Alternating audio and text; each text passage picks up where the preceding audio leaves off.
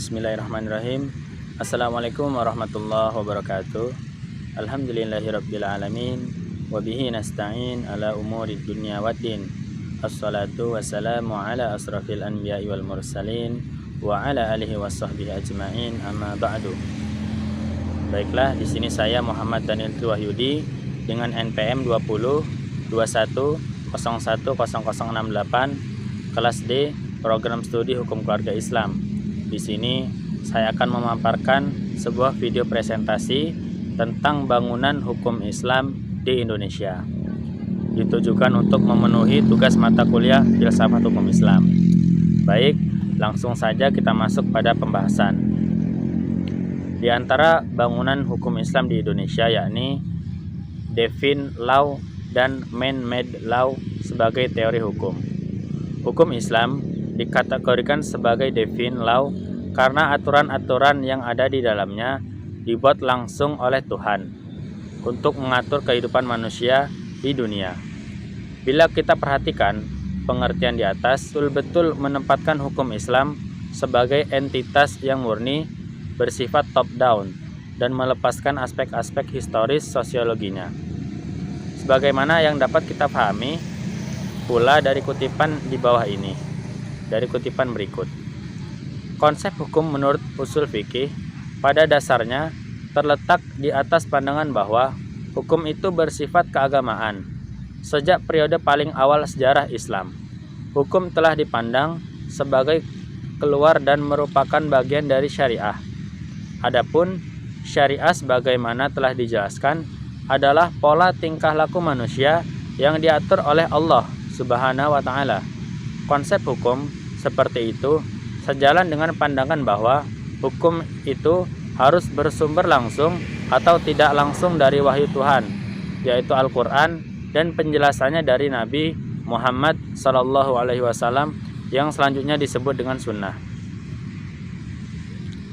Bila kutipan di atas dikaitkan dengan politik, maka itulah yang disebut dengan nomokrasi negara Islam. Sifat nomokrasi negara Islam menunjukkan kepercayaan terhadap supremasi hukum suci yang menjadi sumber otoritas pemerintahan. Peraturan suci seperti secara inheren memiliki karakter supranatural dan yang luar biasa, atau supranatural and extraordinary character. Ikatan-ikatan penyatuan antara agama dan negara dan supremasi hukum suci berasal dari kehendak Tuhan secara bersama-sama, menegaskan kembali kewajiban setiap hamba untuk taat kepadanya. Menurut Qaduri, warga negara Islam adalah hamba Allah dan hukum-hukumnya adalah hukum suci. Karena ia berasal dari Allah Subhanahu wa taala, tidak diterapkan oleh manusia. Hukum suci seperti itu adalah pasti benar dan manusia hanya bisa mematuhi karena Allah Subhanahu wa taala lebih mengetahui dari otoritas maupun terhadap kebutuhan-kebutuhan hambanya. Dalam usaha menaati hukum, manusia menyadari akan tujuan-tujuan agamanya.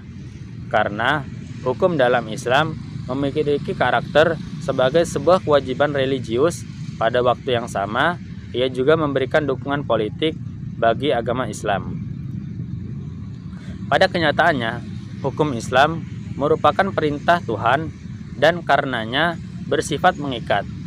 Sebagai sebuah cita-cita agama yang berbeda dengan hukum buatan manusia atau man-made law, dan dianggap sebagai fenomena sosial yang tunduk pada kebutuhan manusia dan nilai-nilai. Karena alasan itulah, hukum dalam pandangan pemikiran-pemikiran Muslim pada kenyataannya bukanlah termasuk kajian yang independen dan empiris.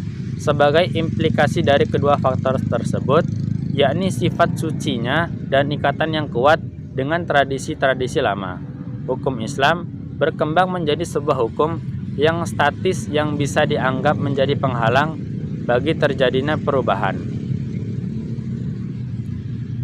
Selanjutnya, yakni perkembangan hukum Islam di Indonesia. Pada bagian ini, kita akan mendiskusikan relevansi epistemologi hukum Islam di Indonesia dengan pembangunan hukum Islam Indonesia dengan pembangunan hukum nasional. Namun, sebelum kita lebih jauh membahas persoalan tersebut, terlebih dahulu sebaiknya mengetahui apa yang dimaksud dengan hukum nasional. Mengapa kita membutuhkan hukum nasional dan bagaimana caranya kita mewujudkan hukum nasional tersebut. Melalui penjelasan terhadap aspek-aspek inilah kita akan mengetahui relevansi epistemologi hukum Islam dengan pembangunan hukum nasional. Pembangunan hukum di Indonesia. Dalam rangka membangun sistem hukum nasional, pemerintah menerapkan kebijaksanaan untuk memanfaatkan 3 sistem yang eksis living law di Indonesia, yaitu sistem hukum adat, Islam, dan Barat atau Belanda sebagai bahan bakunya.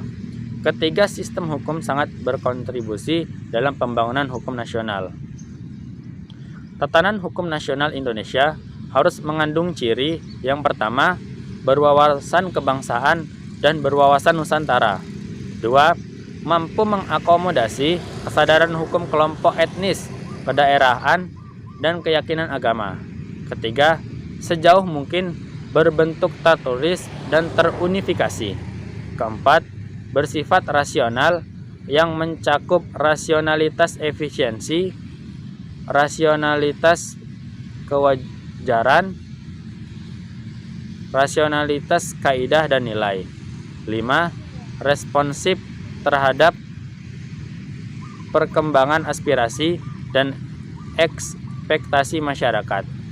Perkembangan hukum Islam Indonesia. Sarana dan prasarana. Berdasarkan penjelasan di atas, tampak sekali dalam hal penetapan kebijakan hukum di Indonesia, pemerintah telah menjadikan hukum Islam sebagai bagian dari hukum nasional.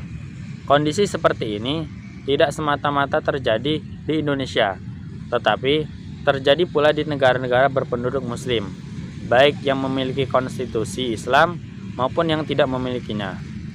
Sebagai sebuah sistem hukum atau bagian dari sebuah sistem hukum, ia mempunyai teks tertulis dalam bidang-bidang yang dicakupkan, memiliki lembaga peradilan sesuai tingkatan-tingkatan, dan mempunyai alat penegak hukum untuk menjalankannya. Oke, itulah tadi penjelasan saya terkait dengan bangunan hukum Islam di Indonesia. Yakni kita ketahui dari penjelasan tadi bahwa hukum Islam adalah salah satu dari 3 sumber hukum yang ada di Indonesia. Di antara 2 lainnya yakni sumber hukum Barat dan sumber hukum adat. Itulah tadi presentasi dari saya. Semoga dapat diambil manfaatnya. Lebih kurangnya saya mohon maaf. Billahi taufiq wal hidayah. Wassalamualaikum warahmatullahi wabarakatuh.